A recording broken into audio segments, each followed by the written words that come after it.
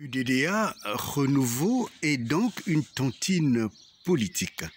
Et cette vision, elle n'est pas courante au Congo. Et il est important que nous puissions accentuer l'explication pour que l'on comprenne. Il ne faut pas penser adhérer à l'UDDA comme on adhère au PCT, Parti congolais du travail.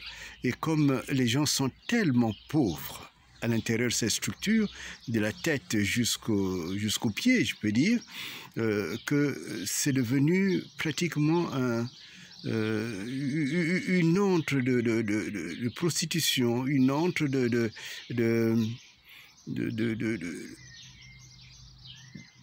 corruption, de vol, de tricherie, et rien ne gêne personne. Et du coup, il n'y a pas d'éthique. La politique sans éthique, c'est la ruine même d'une nation.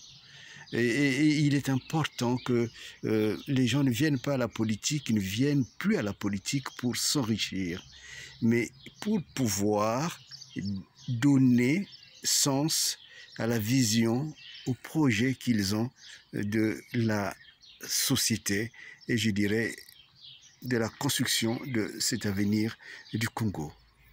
Alors, il en suit quelques conséquences. La première, c'est que ne vous attendez pas à adhérer à l'UDDA, je dirais gratuitement. Ce serait disons, ce serait encourager la paresse.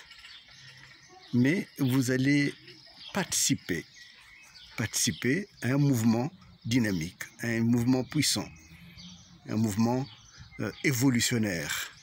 Et en y participant, vous devez contribuer. La contribution va être évaluée en fonction de vos propres besoins. Cela signifie, de vos propres moyens. Cela signifie que ce ne sera jamais un obstacle à la réussite, à l'adhésion. Mais il faut, c'est Max Weber qui disait que c'est la participation, la cotisation mesure le degré d'importance qu'on donne à un mouvement, à un charisme.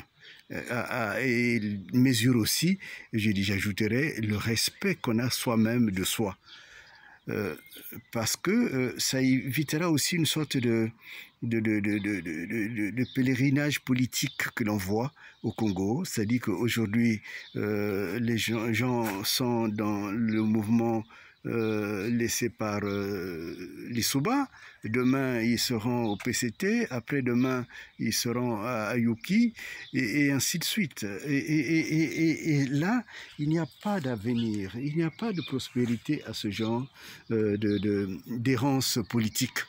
Il s'agit de quelqu'un qui veuille vraiment apporter une contribution ou entrer dans un lieu effervescent où une vie est en train d'être construite, ou tout au moins elle est déjà construite. C'est participer à cela. Voilà qui explique l'adhésion. Et l'autre chose aussi, c'est que personne ne viendra sans avoir un projet.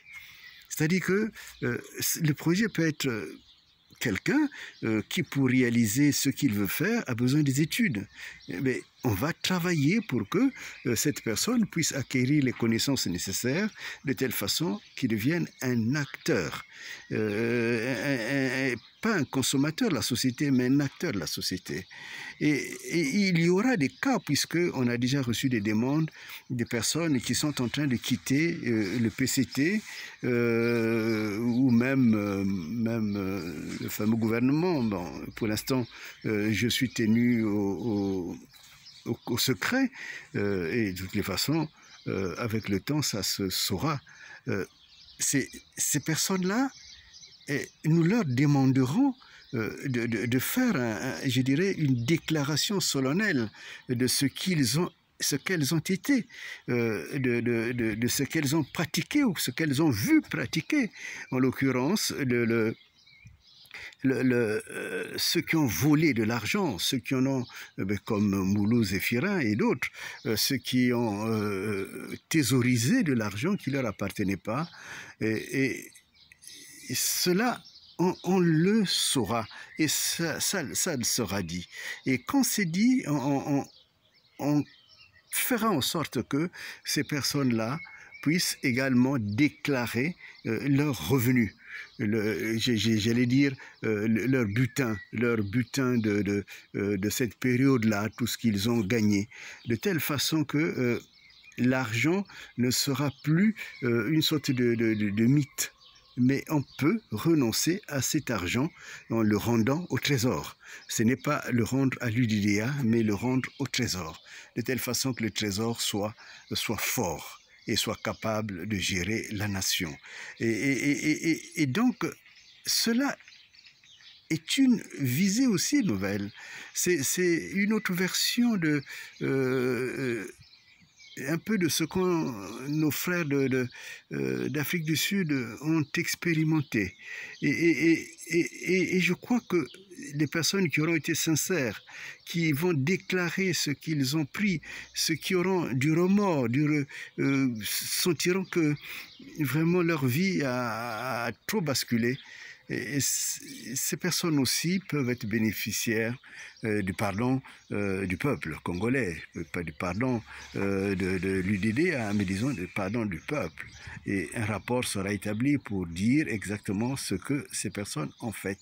Donc c'est vraiment, ce n'est pas une purge comme d'autres l'ont pensé, mais ça devient réellement une manière de vivre autrement la politique.